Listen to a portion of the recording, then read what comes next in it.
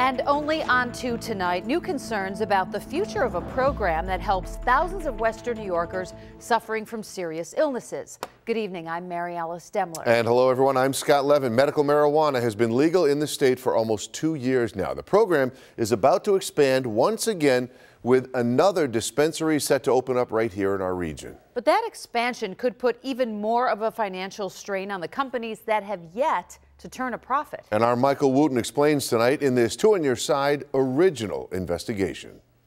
The prices were crazy. Landon Deus got involved with New York State's medical marijuana program because of his mother after she was diagnosed with breast cancer for a third time. She wanted to use cannabis to treat the effects from chemotherapy. My mom, who is an attorney, who is a very hardworking woman who came from very little to do very well for herself, if she was complaining about the prices, what about the people who came from her poor neighborhood? How are they supposed to afford medical marijuana? Deus is now the political director of the Marijuana Policy Project of New York, an advocacy group fighting for more access for patients. He hears all the time it's just too expensive, in some cases more than $1,000 a month. I don't know how people can afford it. The prices are very high. How can anyone afford that? Truth is they can't, and insurance doesn't cover cannabis, which is why several patients have admitted privately to Two on Your Side that they stopped going to legal dispensaries. That's why they're being pushed either to the criminal market or out of state because they need it. As of this summer, only about half the state's medical marijuana patients were repeat customers.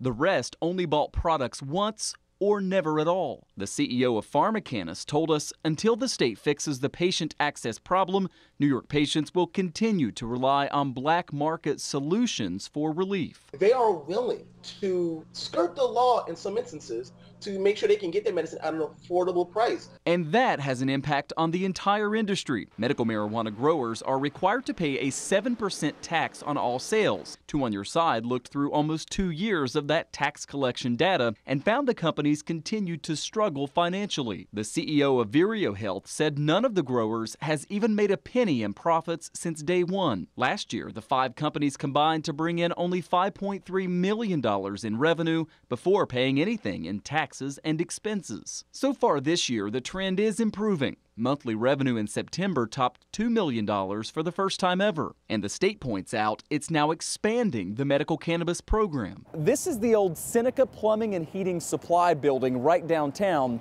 It's being turned into a medical marijuana dispensary. It will be the third one in Western New York.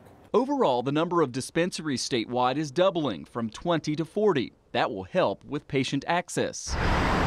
This Buffalo location will be operated by Terradial New York, one of the 5 new cannabis companies to get the green light from State Health. Terradial will grow and manufacture its medicine at this old car plant near Syracuse. Our whole idea, the whole concept is really to improve quality of life. But critics say doubling the number of growers could have negative side effects. There's already too much supply and not enough demand. That's why Deus says the focus should instead be on enrolling more doctors to certify more patients. New York only has about 1/5 the number of patients predicted by industry experts. That's due in large measure to New York having the most restrictive cannabis program in America, something the governor has admitted. It gets us the best that medical marijuana has to offer in the most protected, controlled way possible. Advocates have long argued some of the regulations simply get in the way. I think a lot of the regulations serve no clinical or legitimate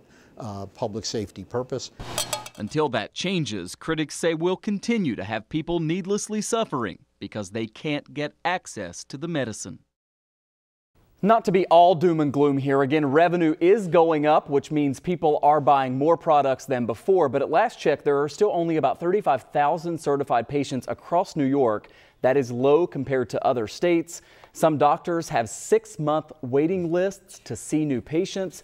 And that one statistic is really troubling, that only half of the patients are repeat customers. That is what suggests this is just way too expensive. It's why so many people are getting medical cannabis illegally or just going without it.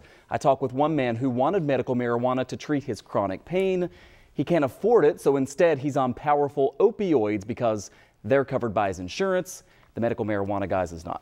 So how does state health respond to these financial concerns. Well, we did get a statement from the State Department of Health. They say that the program, quote, has always been about patient care, not profitability or tax revenue. In general, the state argues here that the price should come down as you get more patients in. That is happening a little bit, but we've been hearing prices were going to come down for more than a year now. And meanwhile, we've got an escalating opioid problem in our country, and this is something that could certainly help in our area, and it's inching along. Yeah, absolutely. A lot of doctors want to prescribe this instead of opioids. Right. All right, Michael, thank you. Appreciate that report tonight.